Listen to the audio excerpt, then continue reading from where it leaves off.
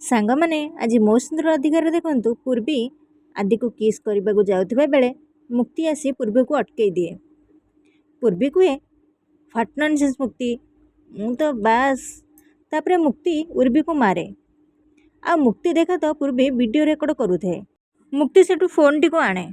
ମୁକ୍ତି ପୂର୍ବୀକୁ କୁହେ, ତମେ ରେକର୍ଡ଼ିଂ କରୁଥିଲ? ଜବାବ ଦିଅ ପୂର୍ବୀ। ଆଦି ସାର୍ଙ୍କୁ ବ୍ଲାକମେଲିଂ କରିବାକୁ ଭିଡ଼ିଓ ରେକର୍ଡ଼ିଂ କରୁଛ ତମେ?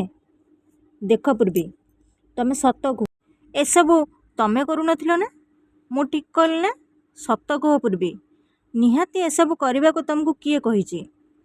ପୂର୍ବୀ କୁହ, ଏସବୁ କରିବା ପଛରେ କାରଣ କ'ଣ? କୁହ ପୂର୍ବୀ, ତମକୁ କିଏ ବାଧ୍ୟ କରୁଛି ଏସବୁ କରିବାକୁ? କୁହ ପୂର୍ବୀ, ମୋତେ ଆନ୍ସର ଦିଅ ପୂର୍ବୀ, ଦିଅ ଆନ୍ସର। ଆଉ ଠିକ୍ ସେହି ସମୟରେ ପୂର୍ବୀର ଫୋନ୍ ରିଙ୍ଗ ହୁଏ। ଆଉ ମୁକ୍ତି ଫୋନ୍ ରିସିଭ୍ କରେ। ରାଗିଣୀ କୁହେ, ପୂର୍ବୀ, ଡିଲ୍ ହିସାବରେ ମୁଁ ସବୁତକ ଟଙ୍କା ହସ୍ପିଟାଲରେ ଡିପୋଜିଟ୍ କରିଦେଇଛି। ତୋ ଭାଇର ଏବେ କିଛି ବି ଅସୁବିଧା ହେବନି। ହେଲେ ମୋତେ କହ, ମୋ କାମ କେତେ ବାଟ ଗଲା? ଏବେ ସେ ଭିଡ଼ିଓ ସୁଟ୍ କରିସାରିଥିବ। ସେ ଭିଡ଼ିଓ ମୋତେ ଜଲ୍ଦି ପଠା ଆଉ ଏଠିକି ଚାଲି ଆସ। ଆଉ ଏସବୁ ଶୁଣି ମୁକ୍ତି ବହୁତ ଆଶ୍ଚର୍ଯ୍ୟ ହେଇଯାଏ। ମୁକ୍ତି କୁହେ, ଆଚ୍ଛା, ତାହେଲେ ତମେ ଏ ସବୁ ପ୍ଲାନ୍ର ମାଷ୍ଟର ମାଇଣ୍ଡ।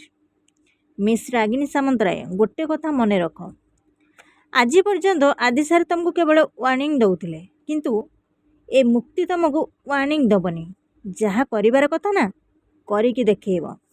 ଠିକ୍ ଯେମିତି ତମର ଏସବୁ ପ୍ଲାନ୍କୁ ଫେଲ୍ କରିଦିଏ। ରାଗିଣୀ ବହୁତ ଜୋରସେ ରାଗିଯାଏ ଆଉ କୁହେ, ତୁ ବୋଧେ ବୁଝିପାରୁନୁ ତୁ କାହା ସହିତ କଥା ହେଉଛୁ। ମୁକ୍ତି କୁହେ, ଏକଦମ ବୁଝିପାରୁଛି ମୁଁ କାହା ସହିତ କଥା ହେଉଛି। ଭଦ୍ରମୁଖା ପିନ୍ଧିଥିବା ଗୋଟେ ଲୋଭୀ ଅହଙ୍କାରୀ ମହିଳା ସହିତ, ଯିଏ ନିଜ କାମରୁ ନୁହେଁ ଛଳନାରେ ମୁକାବିଲା କରେ। ହେଲେ ମିସ୍ ରାଗିଣୀ ସାମନ୍ତରାୟ, ଗୋଟେ କଥା ମନେ ରଖ, ଛଳନାର ଜବାବ ଯେବେ ମିଳେ ନା, ସେତେବେଳେ ବହୁତ କଷ୍ଟ ହୁଏ। ଆଉ ଏବେ ଠିକ୍ ସେମିତି କଷ୍ଟ ପାଇବ ତବେ। ଆଉ ରାଗିଣୀ ବହୁତ ରାଗିଯାଏ ଆଉ କୁହେ, ୟୁ ଇଡ଼ିଏଟ୍। ମୁକ୍ତି କୁହେ, ବାସ୍, ଏବେ ଯାଏଁ ଆଦି ସାର୍ ମୋ ପାଇଁ ଢାଲ ହେଇକି ଛିଡ଼ା ହେବାର ଦେଖିଛ। ହେଲେ ଏବେ ତମେ ଦେଖିବ ଏ ମୁକ୍ତିର ଶକ୍ତି କେତେ।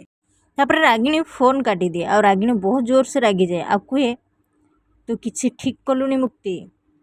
ମୋତେ ଚ୍ୟାଲେଞ୍ଜ କରିକି ତୁ ତୋ ମୃତ୍ୟୁକୁ ନିଜ ହାତରେ ଡାକିଦେଲୁ। ସାଙ୍ଗମାନେ, ଆପଣମାନେ ଯଦି ମୋ ଚ୍ୟାନେଲରେ ନୂଆ ଅଛନ୍ତି ତାହେଲେ ମୋ ଚ୍ୟାନେଲକୁ ସବସ୍କ୍ରାଇବ୍ କରିଦିଅନ୍ତୁ ଆଉ ଛୋଟ ଲାଇକ୍ଟେ କରିଦିଅନ୍ତୁ। ଜୟ ଜଗନ୍ନାଥ।